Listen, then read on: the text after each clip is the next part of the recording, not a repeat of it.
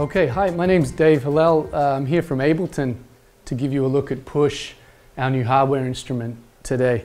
Thank you to Pro Music Group, Pro Soundstage and Lighting for having me.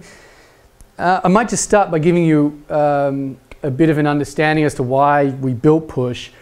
The idea really was to bring people away from the computer. So you'll see today in this demonstration, I'm not going to be using the computer or even thinking about it, which is what Push essentially allows you to do. Particularly with electronic music, there's a tendency to be very much huddled over the computer, using the mouse to do a lot of the creative elements to it. The idea with Push was, to allow people to play, their ideas. So with that in mind, we've created Push, with elements that cover beat making, working with melody, harmony, structure, being able to tweak sounds, browsing instruments, all within the one unit.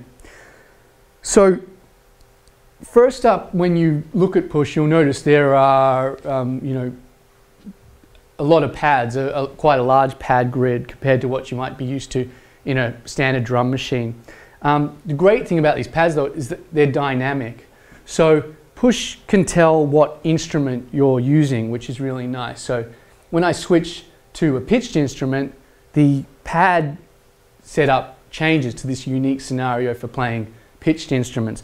When I shift to a drum percussive instrument, it shifts again to this other unique setup with the pads. So I'm going to start on the drum side for you. What you have here in that lit section, that yellow and the blue, is essentially what you see in every drum machine going around, an MPC, an MPD, etc. So 16 pads loaded with samples. And the pads are nice. They have a really nice feel. They're solid, they're velocity sensitive. They're a little bit smaller than your MPC scenario, but larger than a Launchpad APC 40. But you'll see why having them at that size and being able to fit so many pads onto Push allows for this exciting workflow that we'll explore here in just a sec. These ones to the right here are setting your loop length. So each one of these pads represents a bar, and we can loop in 2 bars, for instance. Now what you'll also notice is this green playhead that's just kicked off, and this is our step sequencer section of this grid.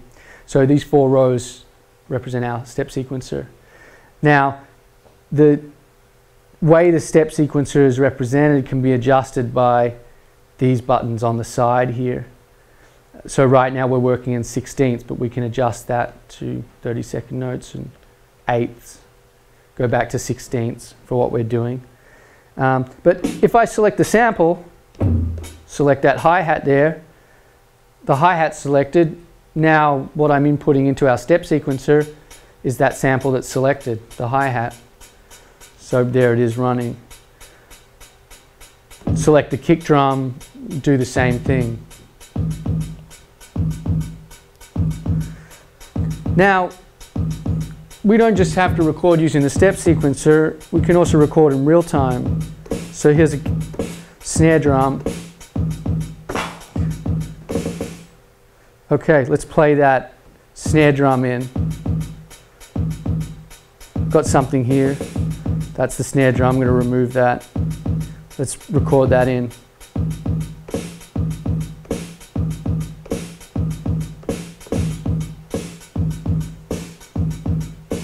Okay, it was a little sloppy, so I'm going to quantize. I have a quantize button here, and I can adjust the quantize amount. Just shift that down to maybe 79%, just to give it a bit more of a human feel so it doesn't snap it completely to the grid. When I push quantize, just adjusts it to a point that fits nicely, still with a bit of a human element to it. Do the same with the clap.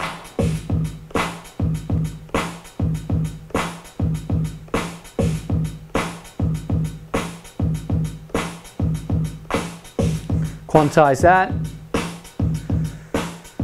You can see as well there's some darkness and lightness to the pads, which is showing the velocity. So the darker, the higher velocity. And I can adjust that too. So I can hold down that pad and adjust the velocity there. That's just a little bit loud. Do the same for those snares that we were using. Okay, we also have this repeat button.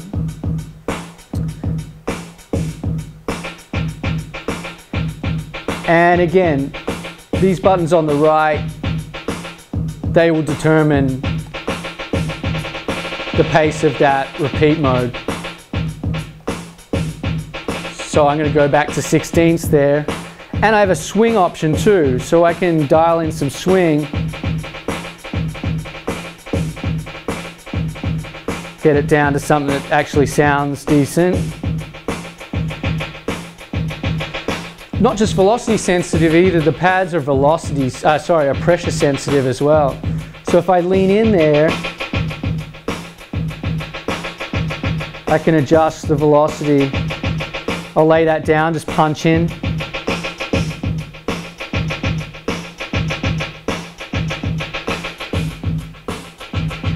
You can see the different shades of blue there too. Okay, so that's essentially the drum mode. What you got, again, this option, you know, by having all these pads to step sequence and also play in real time, which makes for some really quick beat making, some very quick idea processing. You can really get stuff done fast. Moving over back to that other setting that we have for the pads when you're using a pitched instrument. What we have here is a basic, let me just take that off repeat, is a basic grand piano. And what you'll initially notice is the lighting on this, which will give you some idea of what's going on. So each of these blue notes is representing the tonic note for the scale, so the root note. All the other white notes are notes in that scale. So at the moment we're playing a C major, and every note that's on here is in that scale. There are no wrong notes.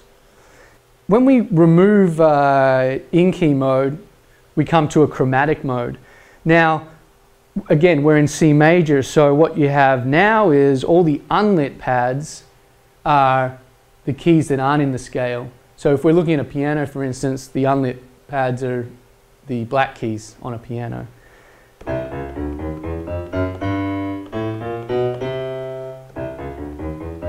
Okay, now this side is great if you want to play chromatic melodies, melodies that have notes that are outside of the scale. But where it's really fun is when you're transposing stuff. So I was working with Lucy in the Sky with Diamonds, learning the melody. So I'll just play it for you in chromatic mode.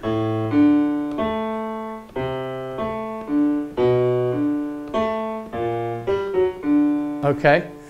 Now, if I want to transpose that, this is the fun part. I mean, I don't have to do any different fingering. The fingering is exactly the same. I can just shift it over some pads. So let's just move it over half a tone. So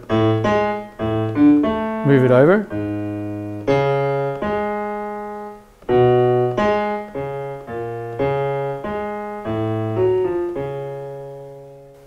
So let's choose an instrument that's a little bit more interesting.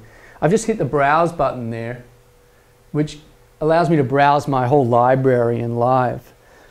So I can select instruments using these orange buttons, or with the encoders up here, I can dial down to choose something and select with that green button. Okay, so I got something a little bit more interesting there. If I go back to device with this device button, I can now also access a lot of the parameters for the instrument, and Push does this automatically. So all these encoders here are automatically mapped to interesting elements to the sound that you're using. That's the note mode. Again, I mean, you know, working with ideas, getting stuff down quick, but kind of having this setup on the pads, you know, in either the chromatic mode where you can transpose stuff really easily, or in this diatonic mode where there are no wrong notes, that really encourages, you know, interesting phrases to get interesting harmonies down, try different chord structures using just shapes with your fingers. Now I'm going to show you just a kind of third mode in Push, which is session. And when I click the session button here, imagine it like we're kind of zooming out. So what you have is these pads that used to be individual notes are now clips. So I can launch a clip by pushing the button, stop a clip by pushing a pad that's unlit,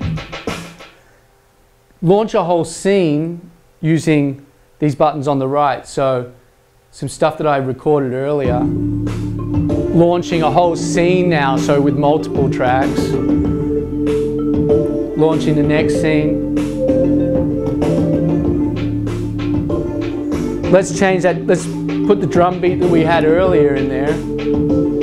Launch that.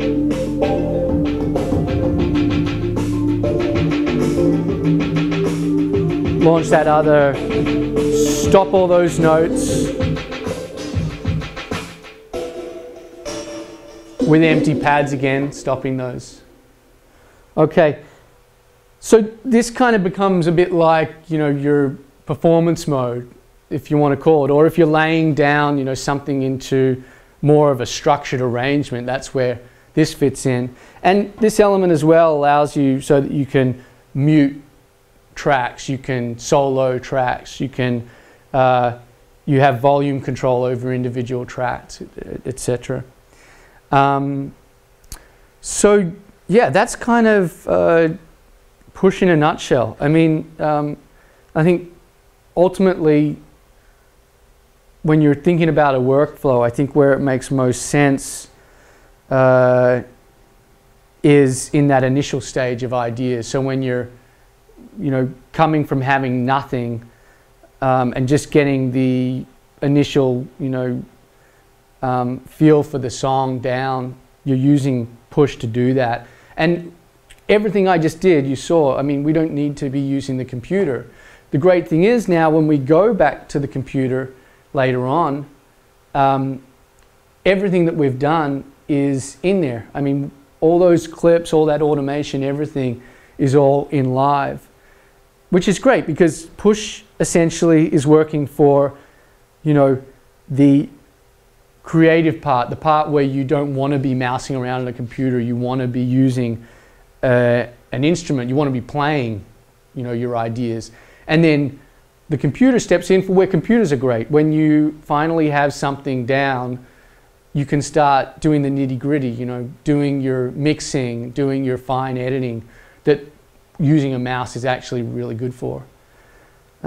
So yeah, I mean, definitely, you know, in terms of workflow, Push being a creative tool is essentially, you know, where it really shines. Okay, so thanks again. This is Dave Hillel from Ableton at Pro Soundstage Lighting, giving you an overview of Push from Ableton. Hope you enjoyed it.